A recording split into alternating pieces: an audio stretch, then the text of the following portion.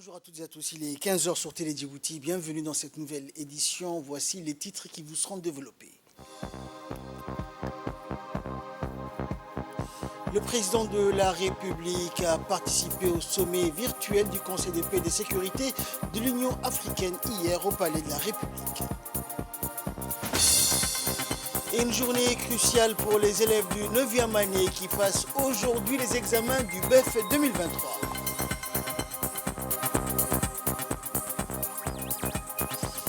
Et en Turquie, démarrage de vote pour le second tour de l'élection présidentielle.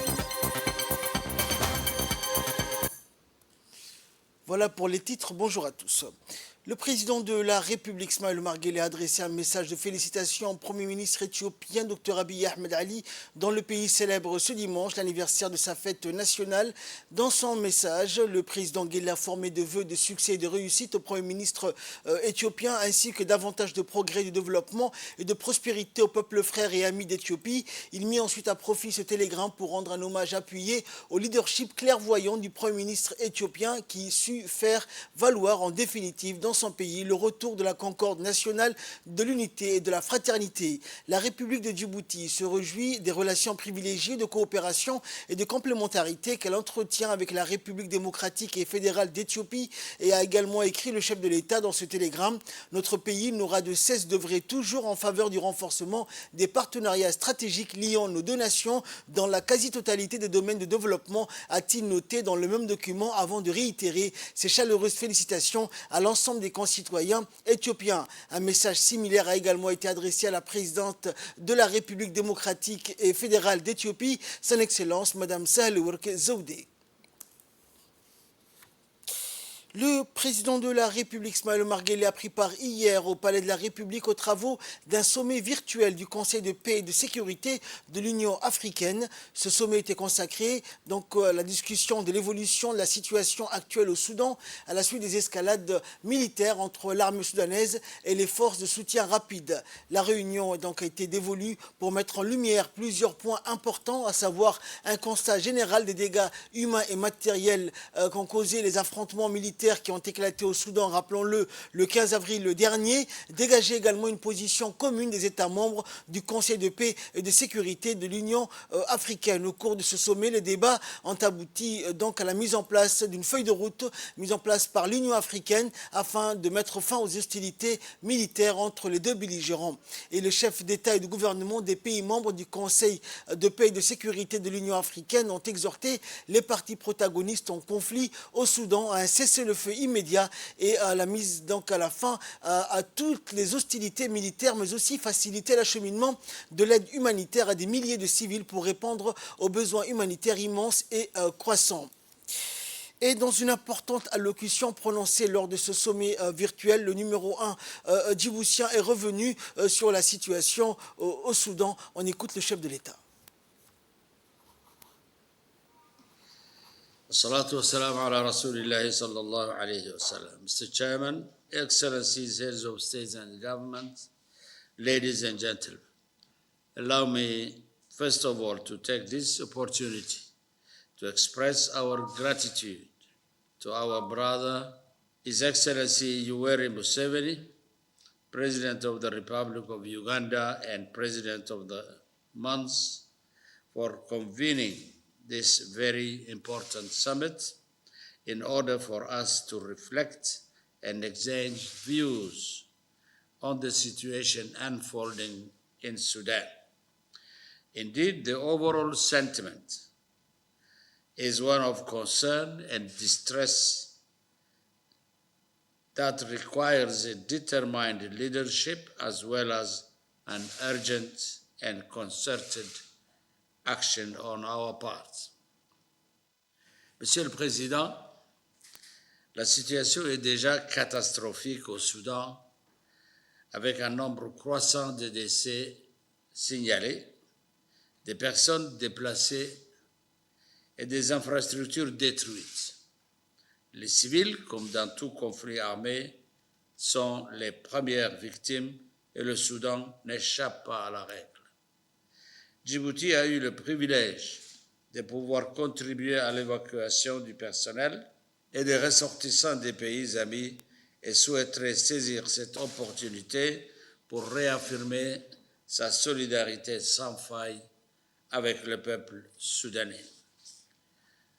Pour rappel, à peine 2 jours après le début des affrontements, l'IGAD a, lors de son sommet du 17 avril, chargé une délégation conduite par Son Excellence Salva Kiir Mayardit, président de la République du Soudan du Sud, et composée de Son Excellence Dr William Ruto, président de la République du Kenya, et de moi-même, de se rendre à Khartoum afin d'éviter une détérioration du conflit. Il nous a malheureusement été impossible de nous y rendre à cause de la vitesse du développement de la situation et de l'ampleur des affrontements.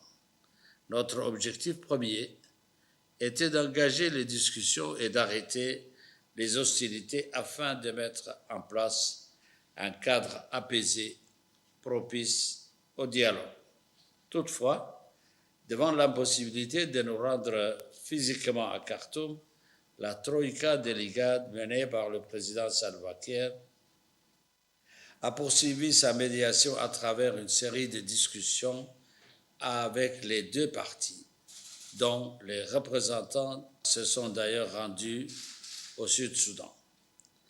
Depuis, comme vous le savez tous, les combats se sont intensifiés et ont engendré une crise humanitaire d'une ampleur sans précédent qui continue à s'aggraver dans tous les pays avec des millions de personnes sans nourriture, sans eau et sans électricité.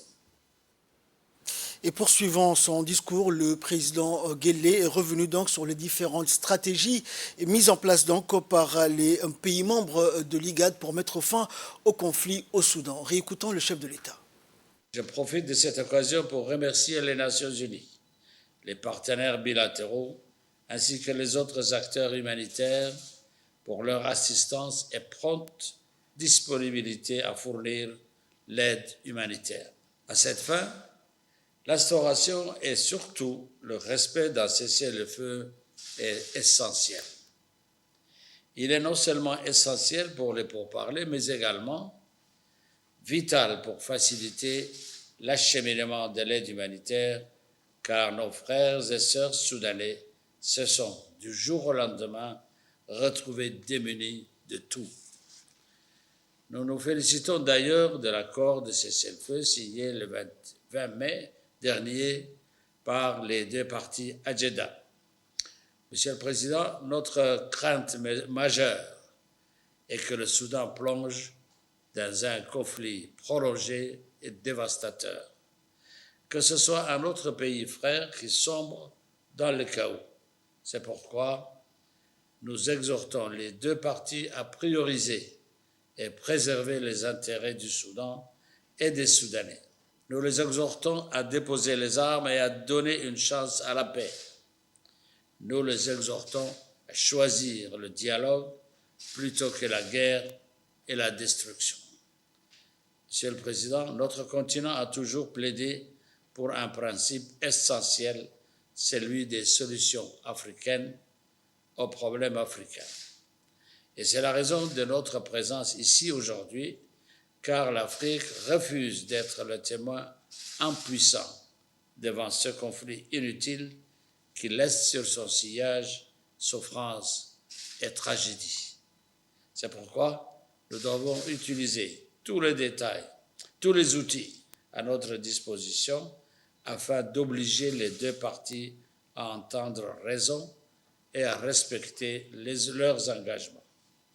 Nous encourageons en outre nos partenaires à fournir un soutien adéquat, tout d'abord aux efforts régionaux et continentaux, car la prolifération d'initiatives et surtout d'initiatives non coordonnées ne sera que contre-productive à notre objectif. C'est dans cet esprit que nous appuyons la proposition de la Commission en vue de la mise en place d'un mécanisme pour assurer la coordination de tous les efforts des acteurs internationaux et régionaux. Enfin, la médiation de la Troïka de l'IGAD continue son travail de proximité et se rencontrera dans les prochains jours à Djouba pour discuter des voies et moyens en vue d'une désescalade effective. Nous ne manquerons pas de partager avec vous les conclusions de nos discussions. Thank you for your attention. Dans le reste de l'actualité, le ministre de la Communication, chargé des postes et des télécommunications, Redouane Abdoulaye Bahdoune, a présidé aujourd'hui une cérémonie de signature d'un mémorandum d'entente entre les différents organes de presse écrite et audiovisuelle de la République de Djibouti et l'agence de presse publique palestinienne. L'événement a réuni sur place l'ambassadeur palestinien à Djibouti et plusieurs directeurs et responsables des institutions de l'information djiboutien. Il s'agit là d'une étape cruciale qui marquera sans doute un jalon donc significatif dans les relations entre nos deux nations sœurs et renforcer donc la coopération médiatique bilatérale. Force est de rappeler que ce partenariat renforcera la capacité de diffusion des informations objectives, équilibrées et précises aux deux publics respectifs. Une nouvelle opportunité pour une coopération fructueuse dans le domaine des médias entre Djibouti et la Palestine. L'ambassadeur de la Palestine à Djibouti a dans son intervention souhaité un partenariat fructueux, une collaboration mutuellement bénéfique pour les années à venir. Fidèle à son franc-parler, le ministre de la Communication, Redouane Abdoulaye Bahdoune, a mis l'accent sur le rôle catalyseur que joue cette entente et cette coopération dans la consolidation de la liberté de la presse, mais aussi dans la promotion de notre patrimoine culturel. Et l'ambassadeur de la Palestine à Djibouti a indiqué dans son intervention, il a annoncé donc qu'il a signé 2 conventions avec le directeur du ministère de la Communication lors de sa prise de parole après la signature. La première signature a concerné la coopération avec les agences d'information ministérielles et palestiniennes et la deuxième signature a concerné la coopération entre la radio-télévision de Djibouti, la RTD, et la radio-télévision palestinienne. L'ambassadeur palestinien a remercié le président de la République, Ismaël Omar Guelleh, pour le soutien à la cause palestinienne et le gouvernement de Djibouti, ainsi que le ministre de la Communication, Redouane Abdoulaye Bahdoune. Le peuple palestinien, a-t-il indiqué, reconnaît le soutien du peuple djiboutien envers sa cause et les droits des Palestiniens. Il a fait part au ministre que les 2 accords permettront de renforcer davantage la coopération entre Djibouti et la Palestine, notamment à travers les médias des 2 pays frères et amis.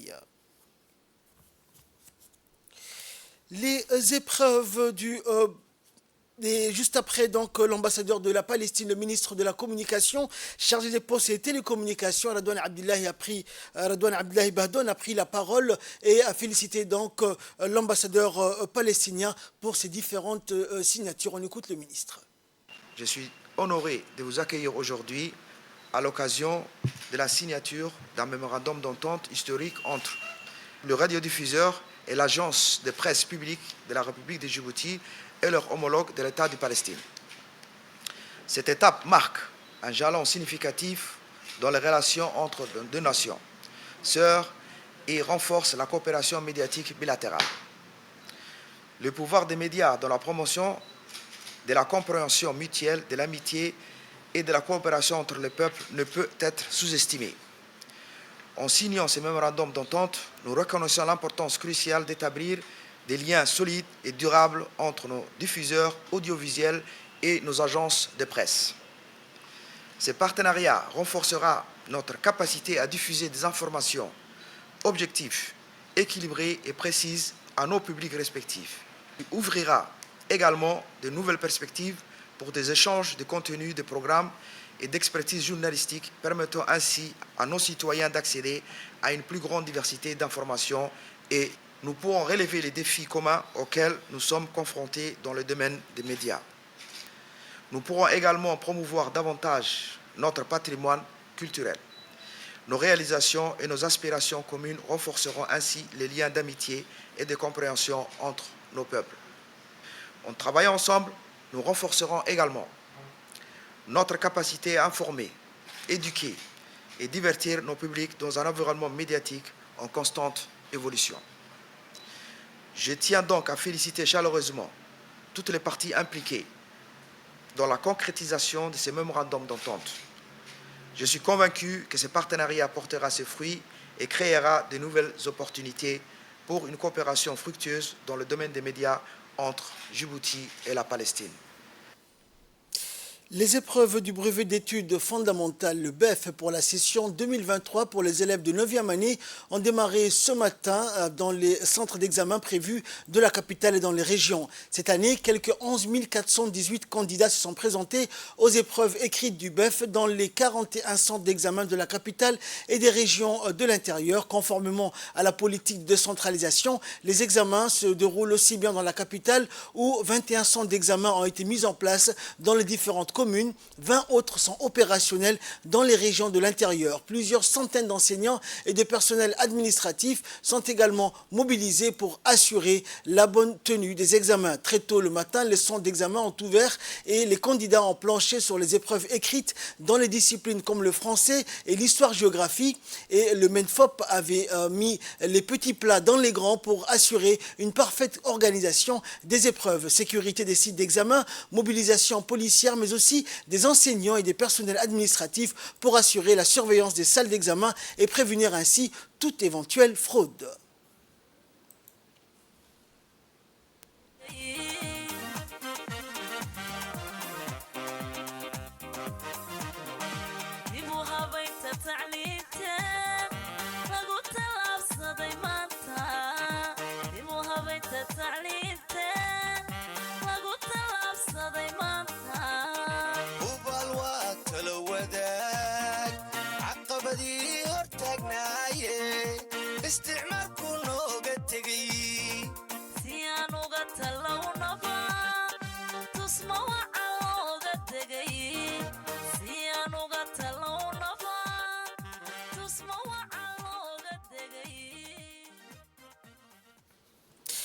L'inspectrice générale Mouna Ismaël Abdou a parrainé la cérémonie de clôture d'un atelier de formation sur le renforcement des capacités des enseignants arabes qui s'est tenu aujourd'hui au centre de formation des enseignants de l'enseignement fondamental. Et l'objectif de cette formation étant de renforcer l'utilisation des TIC et des ressources numériques dans l'enseignement de l'arabe. Cette session de formation organisée par le MENFOP en collaboration avec l'Organisation du monde islamique pour l'éducation, les sciences et la culture, l'ICESCO, a duré 4 jours. Cette formation a permis aux participants de renforcer leurs connaissances et leurs compétences dans des domaines aussi variés que les outils comme les applications numériques concourant et au renforcement de leurs capacités pédagogiques. Et dans un mot de bienvenue, la directrice générale du centre de formation des enseignants de l'enseignement fondamental, Aïcha Farah El-Tiri, a exprimé ses sincères remerciements à l'ICESCO pour son appui à la formation des enseignants, des encadreurs pédagogiques et des formateurs du centre dans un domaine aussi névralgique que les technologies de l'information et de la communication dans l'enseignement, dans l'ère du tout numérique. Les bénéficiaires de la formation ont exprimé leur satisfaction face au parterre des responsables du MENFOP et la cérémonie de clôture s'est achevée avec la remise des certificats. Et dans son intervention également, le représentant de l'ICESCO a indiqué donc qu'ils étaient à Djibouti pour organiser cette formation sur les compétences numériques pour les enseignants arabophones et autres. Et cette formation vient en collaboration avec le ministère de l'Éducation nationale. Cette formation visait, selon l'expert donc de l'ICESCO, à renforcer les capacités des enseignants en langue arabe sur l'utilisation de nouvelles technologies et des sources numériques. Et cela dans l'enseignement de la langue arabe et autres. Et durant cette formation, les participants ont été formés sur les importantes sources numériques et la nouvelle technologie qui les aideront à bien mener dans leur enseignement, et cela pour les enseignants arabophones et autres. Dans l'actualité également, les membres du comité d'organisation du Hajj 2023 mis en place par le ministère des Affaires musulmanes et des biens Waqf ont tenu leur première réunion de concertation à la Mecque. Les participants à cette séance de travail ont discuté des conditions d'accueil des pèlerins djiboutiens, mais aussi du bon déroulement du pèlerinage, présidé par le président du comité d'organisation du Hajj 2023, Ismaël Hassan, en présence de tous les membres du comité d'organisation. Plusieurs points ont été à l'ordre du jour de cette première réunion de travail, tels que l'affrètement des bus pour l'acheminement des pèlerins vers les résidences réservées, ainsi que l'acheminement des pèlerins vers la Mecque et l'assistance sanitaire des pèlerins djiboutiens. Il était à rappeler que le premier groupe de pèlerins djiboutiens est attendu donc le 2 juin prochain sur la Terre Sainte.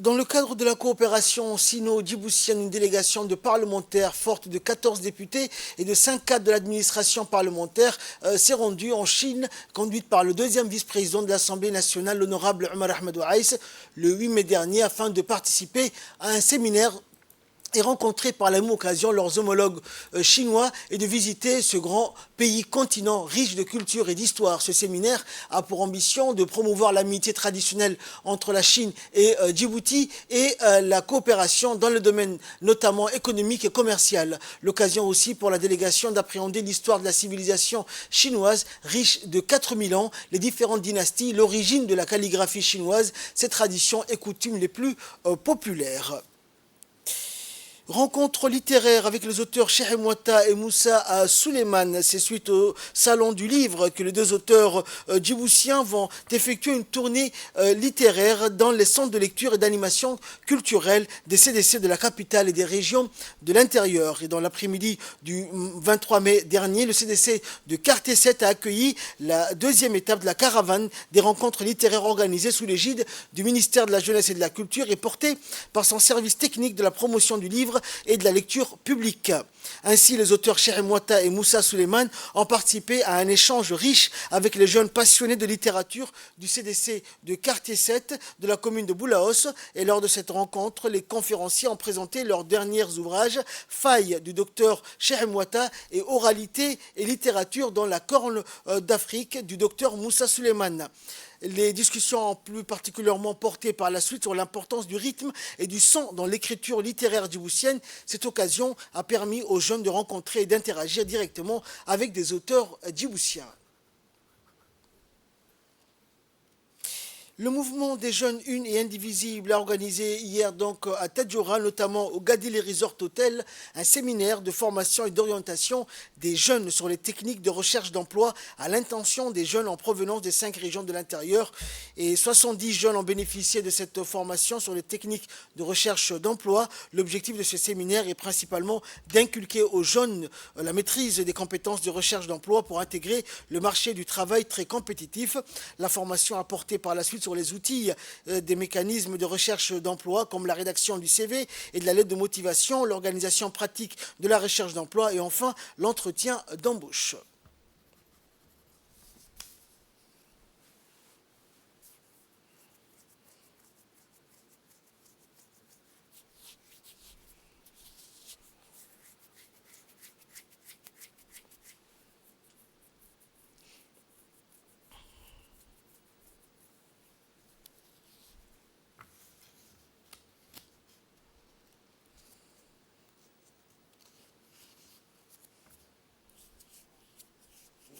Et la réalité d'un marché du travail en constante évolution. L'objectif principal de ces séminaires est de fournir aux jeunes diplômés ou non diplômés en quête d'un emploi les outils essentiels pour identifier, postuler et obtenir un emploi par les méthodes et techniques de recherche d'emploi. Et les formations que les participants tireront de cette formation devraient être utiles dans la recherche d'emploi. Nous attendons des participants qu'ils transmettent ce qu'ils ont appris ici à d'autres jeunes qui n'ont pas eu la chance de participer à ces séminaires. J'espère également que cette formation vous aidera à améliorer votre recherche d'emploi avec des outils de recherche d'emploi. Sport à présent, le grand meeting de Dakar a été un véritable succès pour l'équipe nationale d'athlétisme. 4 athlètes ont brillé sur la piste en remportant des médailles d'or et d'argent. Zouara Ali et Fathia ont réalisé une performance exceptionnelle en remportant respectivement la médaille d'or et d'argent dans la série 800 mètres. De leur côté, Muhyiddin Abdi Ouaïs et Hussein Sougué Aden ont également brillé en remportant l'or et l'argent sur les 5000 mètres. Ces résultats exceptionnels sont le fruit d'un travail acharné et de la collaboration étroite entre différents acteurs du sport en Djibouti, le secrétariat d'État au sport, la Fédération djiboutienne d'athlétisme et le Comité national olympique et sportif djiboutien ont travaillé main dans la main pour permettre à nos athlètes de briller sur la scène internationale. Le soutien du président de la République République à travers la bourse IOG a été surtout un élément clé pour la réussite de nos athlètes. Il faut noter que ces médailles ne sont pas seulement un symbole de réussite sportive pour Djibouti, mais elles sont également un exemple pour la jeunesse du pays. Sport, toujours pour clore cette édition. Football, cette fois-ci, l'équipe CFGR SIAF, sacrée championne de la saison 2023. Hier soir, donc, à l'issue de la 18e et dernière journée du championnat national de football de la première division, et comme d'habitude, la Fédération djiboutienne de football a organisé au stade de Gouled la cérémonie de clôture de la saison. L'équipe du CFGR SIAF est déclarée championne et a reçu à l'occasion de cette soirée le trophée des mains du président de la Fédération djiboutienne de football. En effet, l'équipe de la garde républicaine a réalisé durant toute cette saison sportive un excellent parcours. Elle a redynamisé son effectif de joueurs en recrutant de très jeunes joueurs djiboutiens très talentueux. Ce choix, adossé à une volonté farouche affichée de ses dirigeants, a gagné toutes les compétitions de football national pour aller ensuite défendre les couleurs nationales au niveau régional et continental, a de ce fait servi de catalyseur. Ainsi, aujourd'hui, le pari est gagné et l'équipe de la garde républicaine vient de remporter haut la main le titre et le trophée du championnat national de football de première division de la saison. Il a reçu donc le trophée des mains du président de la Fédération djiboutienne de football, Suleiman Hassan Waberi. L'équipe s'est énormément investie dans la compétition du début jusqu'à la fin. Elle a fait état d'un beau jeu empli de tact et d'intelligence à chaque journée. Elle a su dans cette optique régulièrement remettre en question ses choix tactiques et techniques face à chacun de ses adversaires.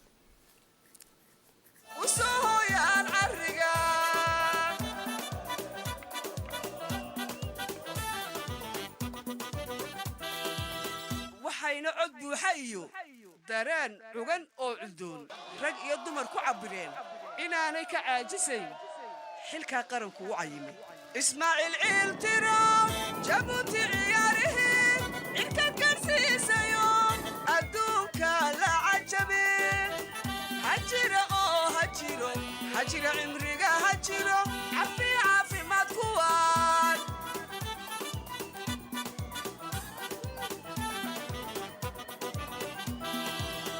ismaaciil ciil tiro jabuuti ciyaarihii cirka karsiisayo adduunka la cajabe hajira oo hajiro hajira cimriga hajiro caafimaad kuwaan calanka kor u qaadi jiray nabaray madow iyo caddaan ilaa maantiyo casriga ubaha cusube u kacay ubaha cusube u kacay